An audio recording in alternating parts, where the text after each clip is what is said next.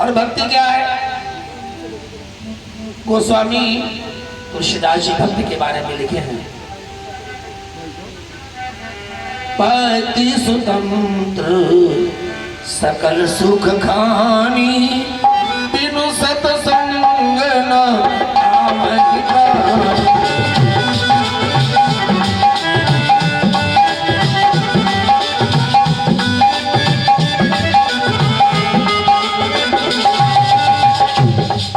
भक्त स्वतंत्र सकल सुख खानी, स्वतंत्र, तंत्र नहीं स्वतंत्र, सुपरलेटिव डिग्री लगी है नहीं। सारे सुखों का खजाना कहां पर है? भक्ति से। अगर आप चाहते हैं कि संसार के सारे सुख आपको प्राप्त हो जाए तो आपको भक्ति में लीन होना चाहिए, क्योंकि भक्ति से सारे सुख, सारे वैभव, सारा आत्मसम्मान भक्ति से मिलता है। हर प्राणी चाहेगा कि हमको भक्ति मिल जाए, लेकिन भक्ति मिलती कैसे है? भक्त स्वतंत्र सकल सुख खानी, और बिनु सत्संग न पावे प्राणी। भक्ति मिलती सत्संग करने से। और सत्संग कहां से मिलता है? सत्संग मिलता है संतों के पास। संत माने क्या होता है? साधन, सामने अंधकार, जो अंधकार को उड़ाकर के प्रकाश देते हैं वो होते हैं संत। तो भक्ति से सारे सुख मिलते हैं, भक्ति मिलती है सत्संग से, और सत्संग मिलता है संतों से। संत भी आसानी में नहीं मिलते हैं। संत के दर्शन कब होते हैं? पुण्य पुंज बिनि मिलहि न संता,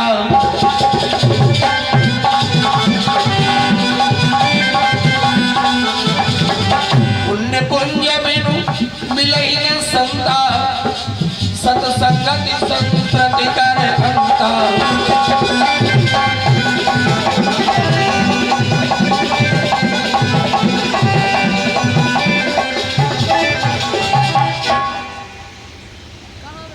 क्या कड़ी जोड़ी है गोस्वामी आवाज। संत मिलते हैं बहुत अधिक पुण्य के करने से। पुण्य पुंज बिन मिलने संता, और सत्संगत संसत यानी सारे दुखों को, सारे कष्टों को सत्संगत दूर करने वाले। जब आप बहुत अधिक पुण्य करेंगे तब जाकर के संत आपको दर्शन देंगे। और पुण्य संसार में क्या है? अनेक प्रकार के पुण्य हैं। कोई भूखा है, प्यासा है, किसी प्रकार की आपने किसी की मदद कर दिया, सहायता कर दिया।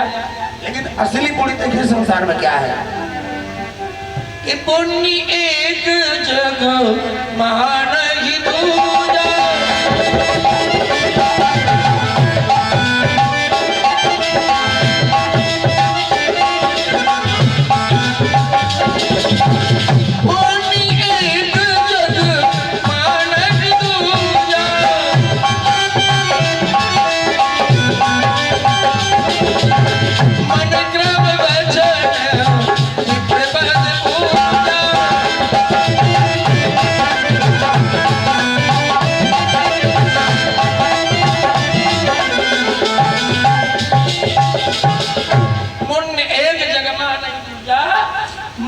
वचन भी पर पूजा, सानुकूल ही पर मन देवा, जो तज कपट करे तुझ सेवा।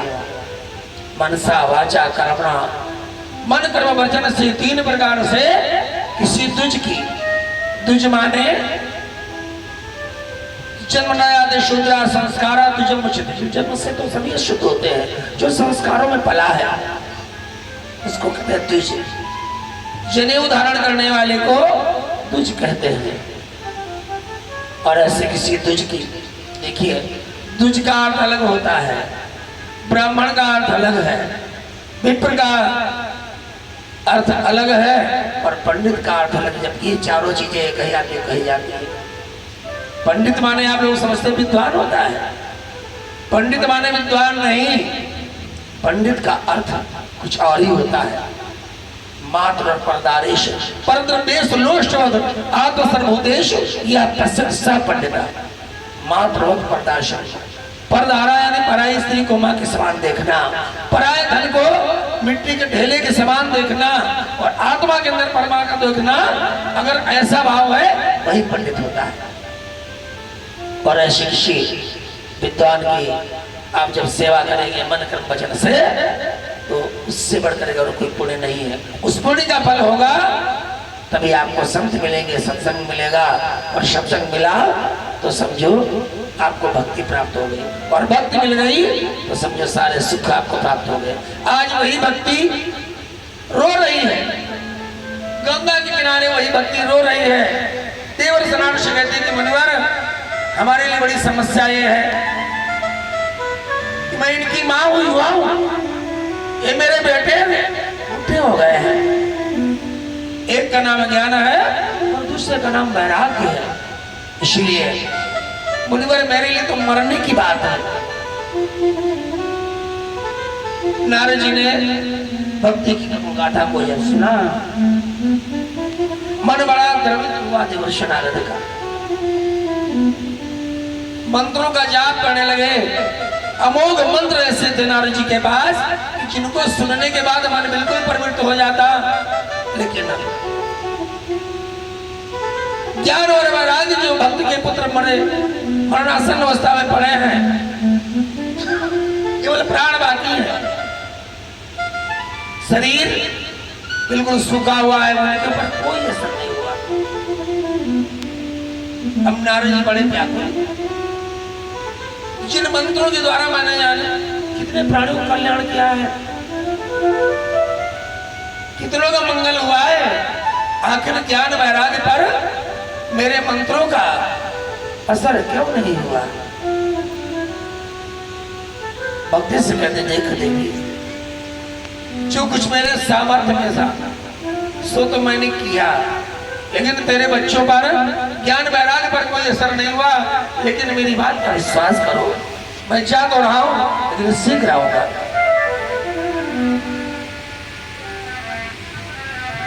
नारद ने कहा देवी ठहरो, मैं कुछ दिन पीछे आऊंगा, कोई अचूक औषधि लाकर दोनों को स्वस्थ बनाऊंगा। ऐसा निराशा देकर के, संतोष देकर, धैर्य बना के देवर शरण चले गए। कहा देवी मैं जा तो रहा हूं लेकिन शीघ्र ही मैं वापस आऊंगा। कुछ न कुछ उपाय, कोई न कोई साधन ढूंढ कर लाऊंगा, तुम्हारे बेटों को मैं स्वस्थ जरूर करूंगा, क्योंकि तुम्हारी करुण का साथ इस करुण विलाप को सुन करके मेरा मन बड़ा विचलित हुआ है। इसलिए देवी धैर्य धारण करो, हे भक्त मैं तुम्हारा कार्य करूंगा, तुम्हारे बेटे ज्ञान वैराग्य को मैं कुछ न कुछ, कोई न कोई तरीके से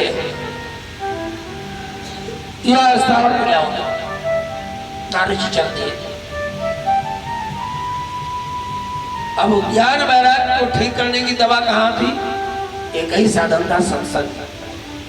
जहां जहां भगवान की चर्चाएं होती हैं, जहां जहां प्रभु की कीर्तन होते हैं, विद्वानों की मंडली जुटती है, देवर सनात वहां पहुंच जाते हैं और भक्ति का प्रश्न करते हैं। बताओ भक्त के पुत्र ज्ञान वैराग्य उनको ये अवस्था कैसे मिले? कहीं पर भी कोई उचित उपाय, ज्ञान वैराग्य के उद्धार का उपाय नहीं मिला।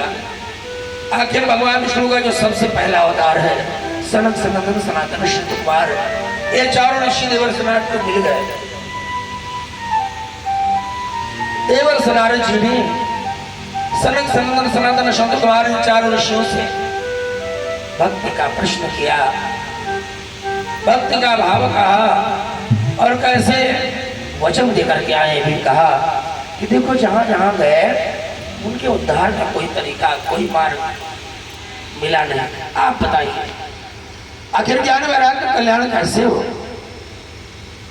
चारों ऋषियों ने कहा नारद व्यर्थ की बातों में समय मत, जानते हो समय बदल रहा है, इसलिए वैराग्य ज्ञान से ये कर दो, वो मरे न दुनियादारी पर, वे क्या अब आप ये समझो उस तरुणी भक्ति की छाया।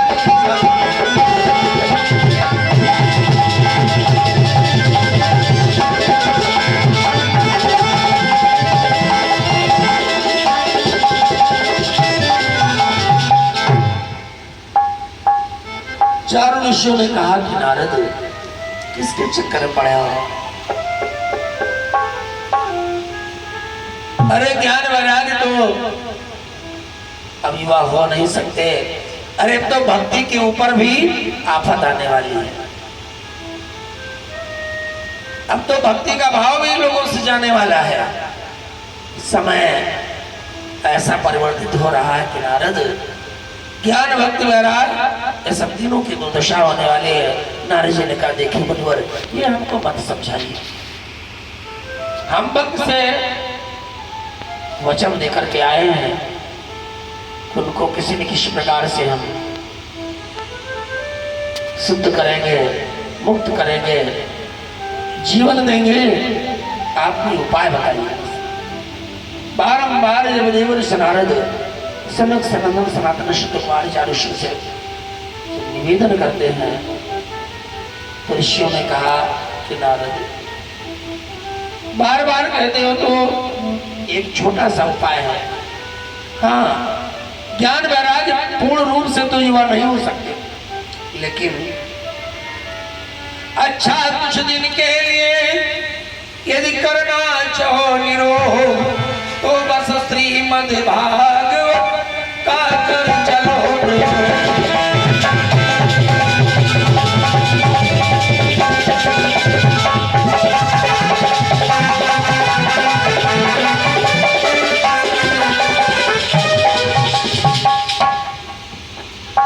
चारों ऋषियों ने कहा नारद पूर्ण रूपेण से तो युवा नहीं हो सकते, यानी ज्ञान वैराग्य का प्रभाव पूर्ण रूपेण से तो नहीं होगा, लेकिन हाँ अगर कुछ दिन के लिए उनका मंगल करना चाहते हो, कल्याण करना चाहते हो, भला करना चाहते हो तो बस एक उपाय है कि उनको श्रीमद् भागवत की कथा सुना दीजिए।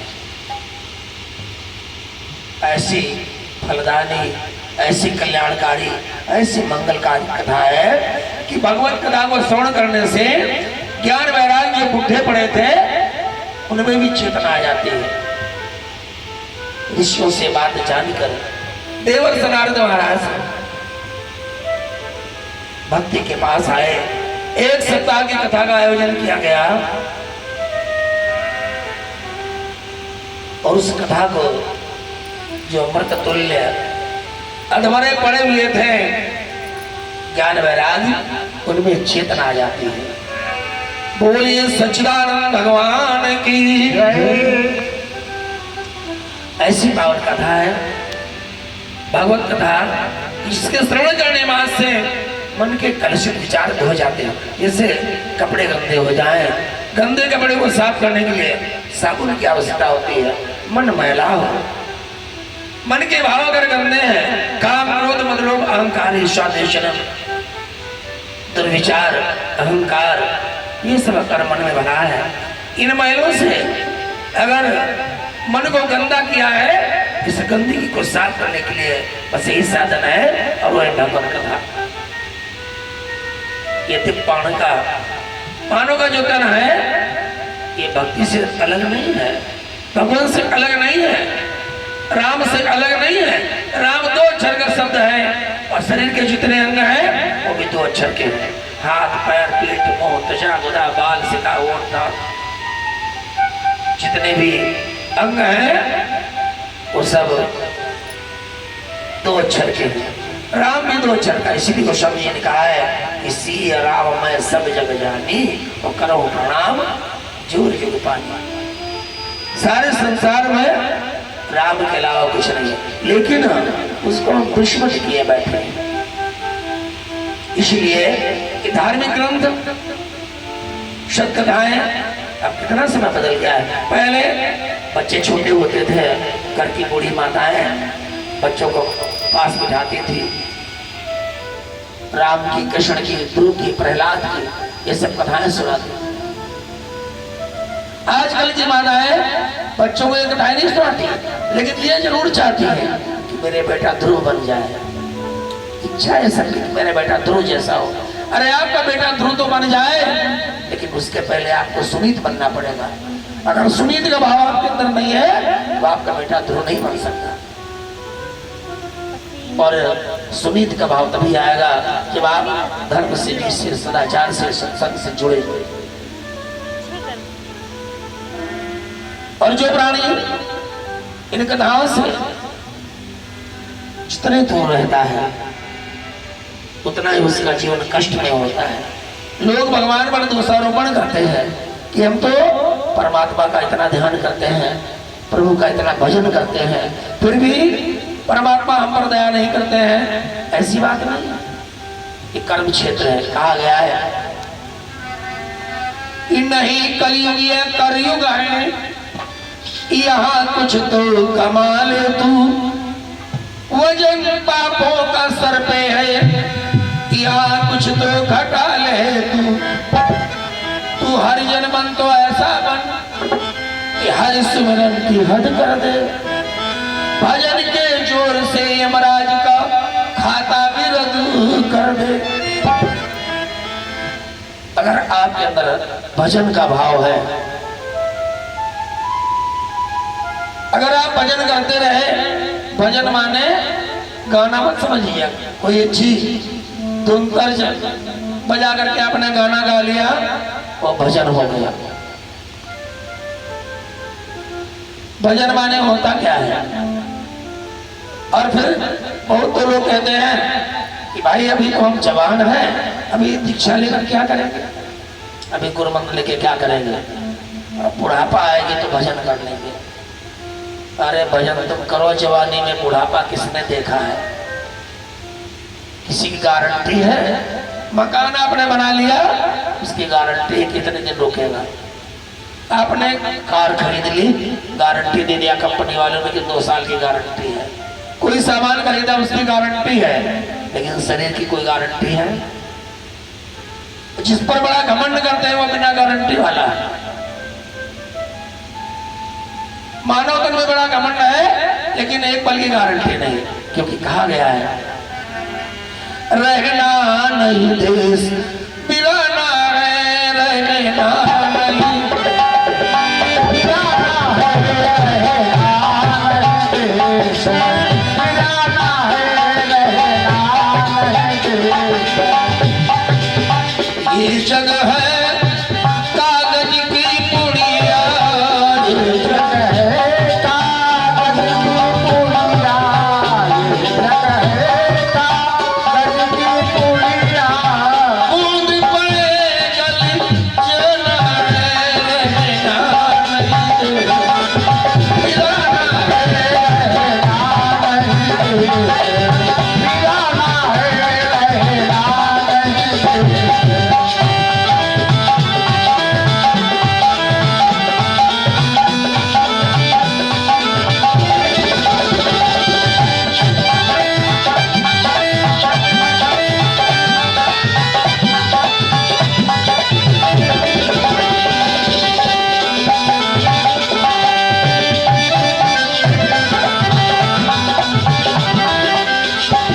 जगह है कांटों की बाड़ी, जगह है कांटों की बाड़ी, माता पिता भाई बहन लड़के बच्चे परिवार, ये सब क्या है? ये जगह है कांटों की बाड़ी, ये जगह है कांटों की बाड़ी, उलझ उलझ करे जाना है, रहना नहीं देश बिराना है, रहना नहीं देश बिराना है, रहना नहीं देश।